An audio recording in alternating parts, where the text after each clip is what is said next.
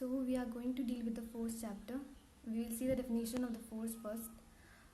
Force is simply push or pull. Okay, push or pull can do many things. Can stop the moving object, can make the object move, can also distort the shape and size of the object. ठीक है, तो force एक simple सा होता है. Physics में हम 4 fundamental forces के बारे में स्टडी करते हैं. ठीक है, फर्स्ट तो है gravitational force, second is electromagnetic force, third is strong nuclear force and fourth one is weak nuclear force. Okay, बाकी जितने भी फोर्स होते हैं लाइक जो फ्रिक्शनल फोर्स होता है या फिर कोई सा भी कॉन्टैक्ट फोर्स जो पुश और पुल का फोर्स है, दे ऑल कम, वो सारे जो हैं वो इन्हीं 4 कैटेगरी में लाई करते हैं. जैसे फ्रिक्शनल फोर्स, ये एक इलेक्ट्रोमैग्नेटिक फोर्स का एग्जांपल है, या फिर कोई सा भी कॉन्टैक्ट फोर्स होता है, ये सारे जो है वो इलेक्ट्रोमैग्नेटिक फोर्स के एग्जांपल में आते हैं. तो फोर्स में हम पढ़ेंगे सिंस आई विल ट्राई कि ज़्यादा से ज़्यादा क्वेश्चन ओरिएंटेड हो, बट आज कुछ बेसिक्स जो है वो डिस्कस करेंगे. लाइक न्यूटन के first law, that is law of inertia, उसको कवर करने की कोशिश करेंगे. ठीक है, तो न्यूटन का फर्स्ट लॉ क्या कहता है? I will show you just for moment, एक स्लाइड है.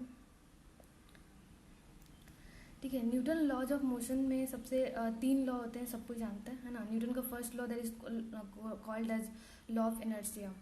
ठीक है, इसमें क्या होता है कि एवरी ऑब्जेक्ट या जो बॉडी होता है, it tries to continue its initial state for infinite time unless और until is acted upon by any unbalanced force.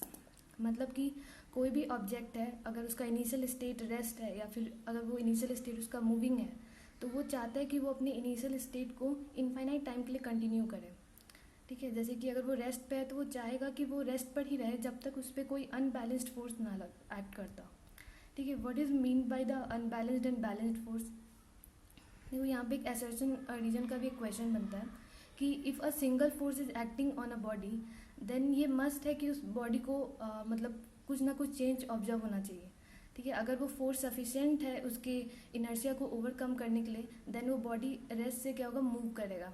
ठीक है, या फिर अगर मूव कर रहा है तो वो स्टॉप करेगा, और या फिर अगर उसके इनर्शिया को ओवरकम करने के लिए वो फोर्स सफिशिएंट नहीं है तो उसके शेप में डिस्टॉर्शन आएगा. ठीक है, तो इसका मतलब इनर्शिया ये कहता है, लॉ ऑफ इनर्शिया, कि every object tries to continue initial state whether it is a state of rest for the infinite time unless और until acted upon by balanced force. तो मतलब ये कि अगर सिंगल फोर्स एक्ट कर रहा है तो उसमें कुछ ना कुछ चेंज जरूर आएगा, लेकिन अगर 2 forces are acting then we can't say surely that the object will move, because हो सकता है कि वो दोनों फोर्स जो है वो अपोजिट डायरेक्शन में एक्ट कर रहे हो और उनका मैग्नीट्यूड इक्वल हो, तो both of them will cancel each other and then जो है आपका जो मतलब नेट कोई फोर्स नहीं होगा तो बॉडी मूव नहीं करेगा. तो ये इसको कहते हैं balanced forces. Balanced forces that means कि 2 फोर्सेस आर एक्टिंग और more than 2 forces are acting whose vector sum is 0. That means no net force is acting on that body, तो it will continue its initial state. तो law of inertia की definition में unbalanced force को mention करना important होता है. ठीक है, देन ये बात ये होता है कि जिस बॉडी या ऑब्जेक्ट का मास जितना ज़्यादा होता है उसका इनर्शिया जो होता है उतना ही ज़्यादा होता है. मतलब कि इफ़ बॉडी का अगर हम मास कंपेयर कर रहे हैं कि 5 kg और 10 kg है, तो ऑब्वियसली 10 kg का इनर्शिया क्या होगा, ज़्यादा होगा. डैट मीन्स हमें ज़्यादा फोर्स अप्लाई करना होगा उसके इनिशियल स्टेट से उसको चेंज करने में. ठीक है, इसका इनिशियल स्टेट कुछ भी हो सकता है, वो रेस्ट पे हो सकता है, वो मूव कर सकता है. ठीक है, तो उसके इनिशियल स्टेट को चेंज करने के लिए हमें ज़्यादा फोर्स की रिक्वायरमेंट होगी अगर उसका मास जो है वो ज़्यादा होता है. ठीक है, that means more the mass more it will resist the change in its initial state. ये कुछ एग्जांपल, एक बहुत ही कॉमन सा एग्जांपल होता है जो 9th क्लास में भी हम स्टडी करते हैं कि अगर एक ग्लास है, उसके ऊपर आपने एक कार्ड रखा, कार्ड के ऊपर एक कॉइन रखा. ठीक है, और आपने बहुत तेज़ी से उस कार्ड को अपने फ्लिक किया, तो क्या होता है, कार्ड तो फ्लिक हो जाता है बट वो कॉइन जो होता है वो उस ग्लास में गिर जाता है. तो इसका यही था कि हमने फोर्स जो है वो कार्ड पे अप्लाई किया, सिंस कॉइन पे कोई फोर्स नहीं लगा तो वो अपने इनिशियल स्टेट जो कि उसका रेस्ट है वो कंटिन्यू करेगा और वो जो है फिर आपका मतलब ग्लास जो होता है उसमें गिर जाता है. ठीक है, तो ऐसे होता है. फिर आपका जो कार का एग्जांपल मोस्ट कॉमन है कि हम जब कार में बैठे होते हैं और कार का स्पीड लेट सपोज कि 60 किलोमीटर पर आवर से मूव कर रहा है, तो कहीं ना कहीं हम भी 60 किलोमीटर पर आवर से मूव कर रहे हैं, बट जैसे ही कार एक्सीडेंटली क्या होता है, रुकता है, तो तो हमारा बॉडी जो होता है वो चाहता है कि वो कंटिन्यू करे 60 किलोमीटर पर आवर से मूव करना। तो इसलिए जब ड्राइवर सडनली ब्रेक अप्लाई करता है then what happen, we fall. ठीक है, हम लोग क्या होते हैं, गिर जाते हैं।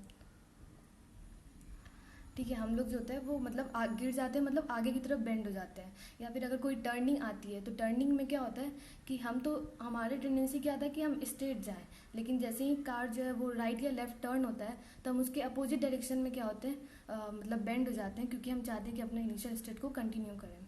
ठीक है, तीसरा एग्जाम्पल जो होता है वो डोरमैट और डस्ट का। ठीक है, डोरमैट में क्या होता है कि जब हमें उसमें से डस्ट को निकालना होता है तो हम डोरमैट को बीट करते हैं। ठीक है, बीट करने से क्या है कि हम डोरमैट पे फोर्स अप्लाई कर रहे हैं। ठीक है, बट हम डस्ट पे फोर्स अप्लाई नहीं कर रहे हैं। तो डस्ट, डोरमैट तो क्या होता है, स्विंग करता है इधर उधर, लेकिन डस्ट क्योंकि अपना इनिशियल स्टेट जो उसका रेस्ट का है उसको कंटिन्यू करना चाहता है, इसलिए वो वहाँ से फॉल कर जाता है। तो न्यूटन फर्स्ट लॉ से थ्योरेटिकल क्वेश्चन बन सकते हैं। ठीक है, मोस्ट कॉमन जो है वो कार वाला क्वेश्चन होता है कि अगर हम सडनली मूव कर रहे हैं फॉरवर्ड की तरफ और ब्रेक लगता है तो हम किधर की तरफ मूव करेंगे। We will tend to move forward. Why we will tend to move forward? Because initially we will be moving with some speed v and we will tend to continue that speed. आगे भी हम continue करना चाहेंगे तो हम क्या होगा, आगे तरफ बेंड कर जाएंगे। या फिर अगर कार जो अगर राइट टर्न लेती है तो वी विल लेफ्ट की तरफ हम बेंड हो जाएंगे, क्योंकि हम स्ट्रेट मूव करने की हमारी टेंडेंसी होगी। ठीक है, तो ये फर्स्ट लॉ था। फर्स्ट लॉ से सिर्फ थ्योरेटिकल क्वेश्चन ही बनते हैं। और इनर्शिया बहुत ही इंपॉर्टेंट टर्म है। ठीक है, इनर्शिया को हम डायरेक्टली मास से रिलेट करते हैं। ठीक है, बहुत ही इंपॉर्टेंट है इनर्शिया।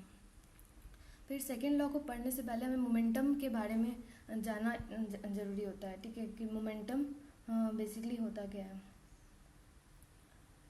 ठीक है, तो सेकेंड लॉ को डील करने से पहले हम मोमेंटम के बारे में जान लेते हैं। देखो, फिजिक्स के जितने भी लॉज होते हैं या फिर जितनी भी थ्योरीज होती हैं वो हमारे सराउंडिंग में हो रहे फेनोमेनन को एक्सप्लेन करने के लिए होता है।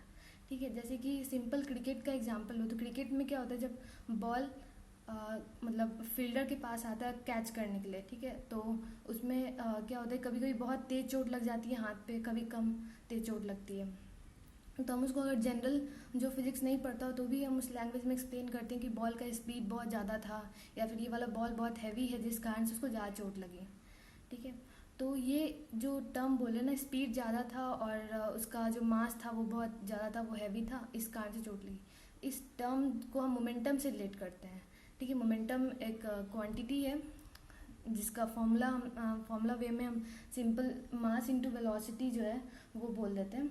ये स्लाइड दूसरा, ये सेकेंड लॉ का है, मोमेंटम का स्लाइड बाद में शो कर देंगे। ठीक है, तो अभी सिंपली एक्सप्लेन कर रहे हैं, फर्दर मोमेंटम को और एक्सप्लेन करेंगे डेप्थ में। ठीक है, तो momentum simply is what mass into velocity. ठीक है, डिफरेंशिएशन और इंटीग्रेशन का अगर नॉलेज हमें फर्स्ट चैप्टर से होता है तो यहाँ पे हम ये एज्यूम करते हैं कि जब हम लिखते हैं कि momentum p is equals to m v, है ना, तो यहाँ पे अगर हम m को कांस्टेंट ले लें और v को चेंज करें, that means v changing, that means the object is in acceleration, तो हम इसको ऐसे लिखते हैं कि p is equals to m into d v by d t. ठीक है, और अगर वेलोसिटी कांस्टेंट होता है तो फिर हम ऐसे लिखते हैं कि p is equals to v into d m by d t. ठीक है, जो d m by d t that means mass is changing with the time. मैं इसको रिटर्न फॉर्म में बाद में बता दूंगी, अभी बस ऐसे ही बता रही हूँ। ठीक है, तो d m by d t that means mass is changing. तो मास चेंज हो रहा है, ये रॉकेट वाला केस आता है, बहुत ही इंपॉर्टेंट केस होता है रॉकेट का, कि रॉकेट कैसे वर्क करता है। क्योंकि जब रॉकेट आपका अर्थ से लॉन्च होगा तो उसके बाद उसको स्पेस में जाना है जहाँ पे कोई सा भी मतलब मटेरियल नहीं होता है, यू नो, एयर मीडियम मतलब वैक्यूम होता है। ठीक है, और रॉकेट जो होता है it works on third law of Newton, third law of Newton that is action reaction. ठीक है, शॉर्ट फॉर्म में पता ही होगा कि एवरी फोर्स जो होता है उसका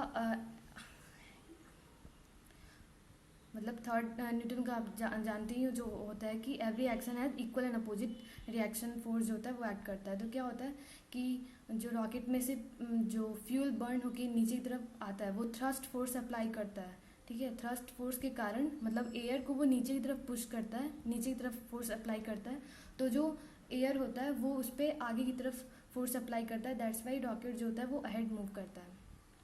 ठीक है।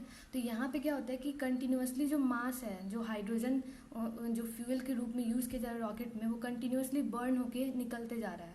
तो एक तरह से रॉकेट का जो मास है वो टाइम के साथ क्या है, चेंज होते जा रहा है। ठीक है। तो यहाँ पे जो मोमेंटम का ये वाला मतलब फॉर्म है, that is P is equals to m v, जहाँ पे हम V को कांस्टेंट रखते हैं और M को चेंज करते हैं with time, that is dm/dt। तो P is equals to V into dm/dt यहाँ पे अप्लाई होता है, बिकॉज रॉकेट के केस में मास कंटिन्यूसली चेंज होता जा रहा है। ठीक है। और मास एज यूजल कांस्टेंट हम लेके चलते हैं, और जहाँ एक्सेलरेशन होता है वहाँ पे dv/dt जो होता है वो यूज़ करते हैं। ठीक है। अच्छा, हम डिफरेंशिएट कब करते हैं, मतलब जो हम dt कर रहे हैं वो क्या करते हैं, क्योंकि फोर्स क्या होता है, dp/dt होता है। Force is what, differentiation of momentum. तो p is equals to m v होता है, तो dp/dt can be written as either v into dm/dt और dp/dt that is equals to force that can be written as v into dm/dt। तो ये differentiation time के साथ कब करते हैं, जब हमें फोर्स निकालना होता है। ठीक है। ये मैं बाद में रिटन फॉर्म में एक्सप्लेन करूँगी, बट अभी सिंपली मोमेंटम को एक्सप्लेन करना था। Momentum simply what, mass into velocity.